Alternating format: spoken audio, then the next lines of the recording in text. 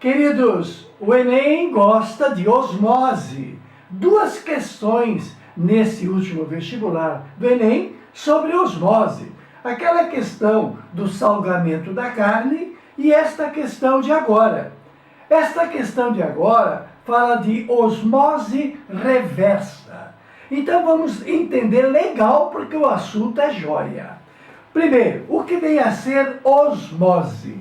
Osmose é a passagem de solvente. Claro, toda solução tem o solvente, normalmente é água, e o soluto, por exemplo, cloreto de sódio. O solvente água é que passa pela membrana. A membrana semipermeável é esta reta que está em vermelho. Se aqui eu tenho água pura e aqui eu tenho água salgada, aqui eu tenho o solvente água e aqui eu tenho o soluto cloreto de sódio. Ora, a água é só solvente, é água potável. A água salgada tem soluto e tem solvente. Então, se eu colocar uma membrana semipermeável, vai acontecer a osmose, que é a passagem do solvente.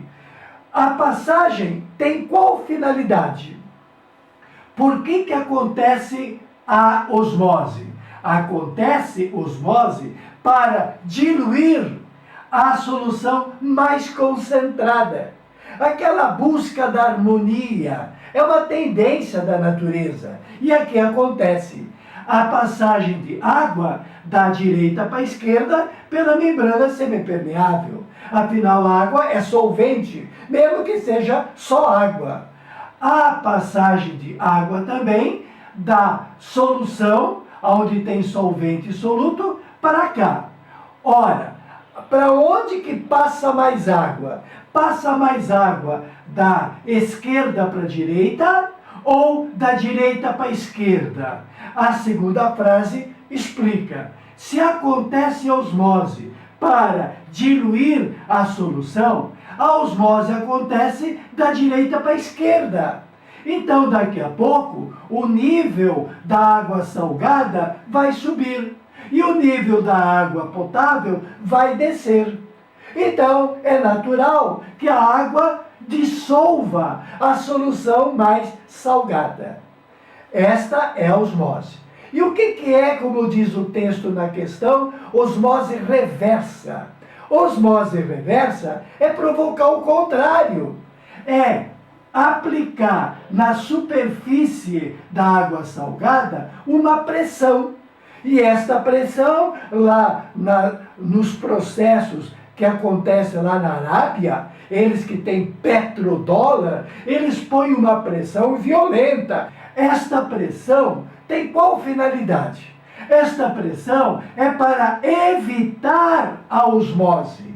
A água não estava indo para a esquerda para diluir a solução que estava concentrada, pois se eu aplicar uma pressão aqui, eu vou impedir que a água vá para lá.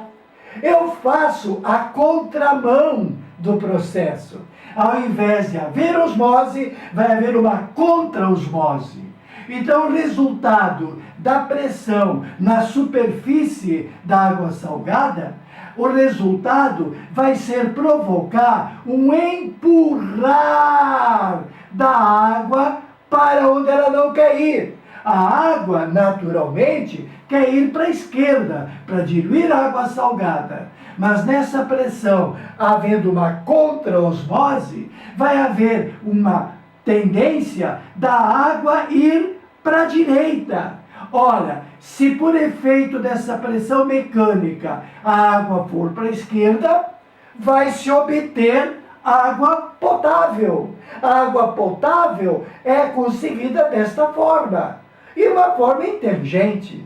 Só gasta o quê? Água do mar. Bom, água do mar é baratinha.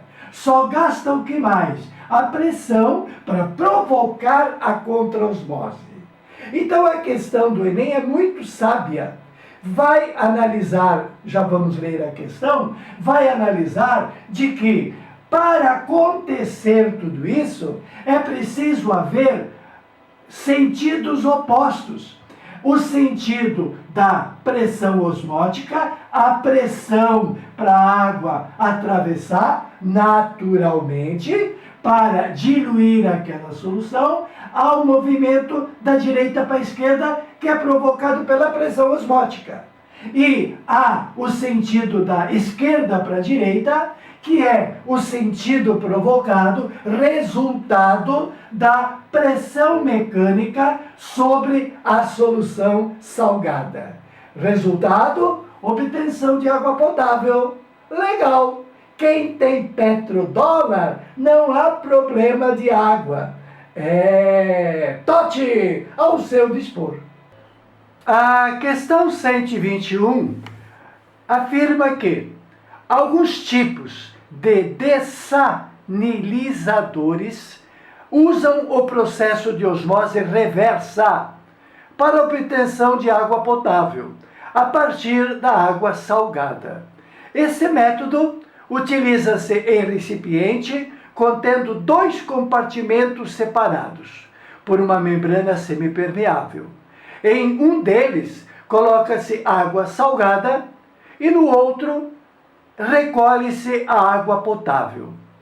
A aplicação de pressão mecânica no sistema faz a água fluir de um compartimento para outro. O movimento das moléculas de água através da membrana é controlado pela pressão osmótica e pela pressão mecânica. Para que ocorra este processo, é necessário que as resultantes das pressões osmóticas e pressão mecânica apresentem, letra A, mesmo sentido, letra B, sentidos opostos e de mesma intensidade, letra C, sentidos opostos de maior intensidade da pressão osmótica, mesmo sentido de mesma intensidade da pressão osmótica, letra E, sentidos opostos e maior intensidade da pressão mecânica.